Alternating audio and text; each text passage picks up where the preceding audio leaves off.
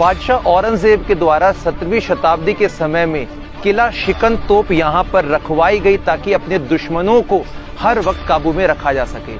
तकरीबन 14 टन वजनी 9 किलोमीटर दूर की रेंज की ये वाली तोप मैडा तोप कहलाती है। और मैडा जो इस तोप की वजह बनती है वो है इसके पीछे वाले हिस्से में बना हुआ भेड़ का ये वाला मुख, और इसी तोप को पंच धातु से निर्मित किया गया है। और 14 टन वजनी तोप यहाँ पर कैसे लाए होंगे, यानी कि तकरीबन 600 फीट ऊंचाई पर बना हुआ ये वाला दुर्ग देवगिरी का दौलताबाद का किला।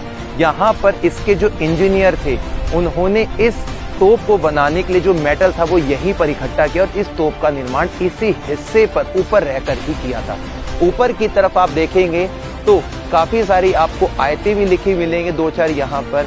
इसी वाले हिस्से में बादशाह औरंगजेब का पूरा नाम भी लिखा मिलेगा, और इसी वाले हिस्से पर इस किले को बनाने वाले तोपची का नाम भी देखने को मिलेगा। बताते कि ये वाली जो तोप है वो 180 डिग्री में मूव होती थी, यानी कि इस तोप का जो मुख है वो यहाँ पे था, और इधर से लेकर इस तरफ की दिशा में यदि कोई भी दुश्मन आते हैं तो उनको भेदने के लिए इस तोप का इस्तेमाल बादशाह औरंगजेब के समय में किया गया था। और उसी तैनाती को यहाँ पर आज हम देख भी पा रहे हैं। मोहम्मद हुसैन ने इस तोप का निर्माण किया था। और दोस्तों इसका मैं मैकेनिज्म आपको बताता हूँ कि इस तोप को इस वाले हिस्से से कनेक्ट किया गया था। यहाँ पर एक एक्सल लगा हुआ था, और इस एक्सल वाले हिस्से को नीचे से ऑपरेट किया जाता था, यानी कि अगर इसकी दिशा को बदलना है ना तो नीचे की तरफ एक बड़ा कक्ष कमरा बना है, उसको बदलने के लिए, उसकी दिशा को मूव करने के लिए मैं आपको उस समय की एक बेहतरीन तकनीक दिखाता हूँ। नीचे की तरफ आप लोगों को ये होल यानी कि एक गुप्त रास्ता सुरंग सी दिखाई दे रही है। इसके नीचे की तरफ बना रहता था एक कमरा। तोपची गोले को दागने के बाद में, बारूद पे आग लगाने के बाद में नीचे की तरफ जाता था। कॉर्नर पे जो होल्स दिखाई दे रहे हैं वहां पे पानी भरता था। ये 2 आपको बड़े बड़े घड़े दिखाई दे रहे हैं, इन पानी को इसमें डालकर ताकि जो यहाँ की तोप की आवाज होती ना उससे उसके कान डैमेज ना हो, कानों में कॉटन डालते थे, रुई डालते थे। और नीचे की तरफ एक रास्ता बना है जहां से उसकी जो दिशा है उसको चुनाव किया जाता था। तो ये है दोस्तों इस मैडा तोप यानी कि तोप शिकन का पूरा मैकेनिज्म। सामने की तरफ आप लोगों को दौलताबाद का किला दिखाई दे रहा है जो कि पहाड़ को काटकर बनाया गया है। इस वाले हिस्से को देखेंगे तो पूरे इस पहाड़ को प्लेन किया गया था, चिकना किया गया था, ताकि इस पहाड़ पे चिपकने वाली जो छिपकली होती है जिसकी मदद से पहले इन पहाड़ों पे चढ़ा जाता था उनकी ग्रिपिंग मजबूत ना बने।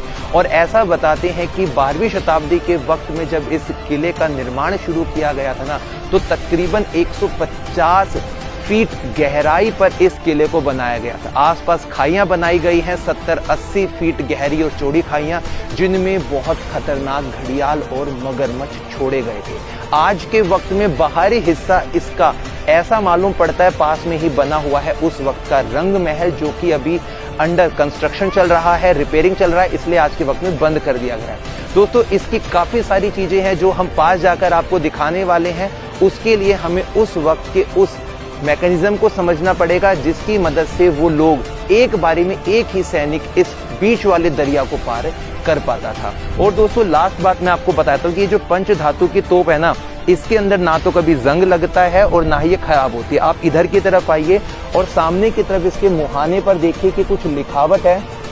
फारसी के अंदर, पर्शियन के अंदर ये सारे लिखावट लिखी गई है, क्योंकि उस समय की ऑफिशियल जो भाषा थी वो पर्शियन ही हुआ करती थी। तो इसके डिजाइन की वजह से, इसके ऊपर बने हुए भेड़ की वजह से इसका नाम मैडा तोप पड़ा है। लेकिन किलों को तोड़ने वाली तोप है, इसलिए इसे तोप ए शिकन का नाम दिया गया, यानी कि किलों को तोड़ने वाली तोप।